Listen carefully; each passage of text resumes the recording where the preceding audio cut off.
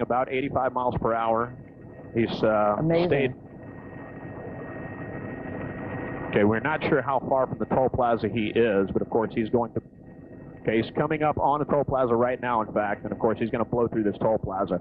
Now there are typically several police units at these toll plazas, and I'm surprised, in fact, that they don't have those units mobilized to try to pull him over and stop him. At no time has it appeared to me from watching the coverage that HPD has not been able to stay with him, at least from the helicopter vantage point. The helicopters actually stayed with him pretty well. The ground units have had almost an impossible time staying with him. Now he's exited. He's on the service road now, somewhere around Makawa. There's the helicopter right there. They've been staying at about 100 feet right over his head. And he's on the service road at the South Belt. And we are either at MLK or Makawa, possibly a little further than that. There is another toll plaza way up ahead, but I don't think he's going to get back on the Beltway. Of course, he might. There's a lot of traffic coming up ahead. Dave, let me interrupt you for a moment to say that Jessica Willie is on the set with me now, so the two of us will both be talking to you from time to time. Okay, he's northbound now, Gina and Jessica. I'm not sure what road this is. Side street somewhere near Makawa or MLK. I don't know how far west we are. I've been obviously paying attention to the shot here. Our pilot, John, has been trying to feed me as much information as possible, of course, with our assignments editors on the ground giving us as much information as they can. He's northbound now. Coming up, he's actually through a new neighborhood that's being built, and he should be coming up on Fuquay or West Orem is the area that we are in. We are still near. We are southwest of Hobby. Okay, he's heading back eastbound towards Hobby now. And this really has been incredible. I mean, the police have been on this guy's tail for about an hour and a half. That is a very long time. At times they have lost him, but of course HPD's helicopter has been right above, so he hasn't been able to go far without police presence near him. Yeah, that's correct. Right now, just to give you an update on where he is, he's eastbound on Fuquay, and he will be. Okay, I'm getting conflicting information on exactly what road this is. It looks deserted out there. I'm sorry, say again? It looks deserted out there. Just about. This area southwest of Hobby Airport is a fairly rural out there. Rural area. There's a lot of fields out here. There are homes, and there are several businesses, a lot of them smaller homes, smaller businesses, but he is fast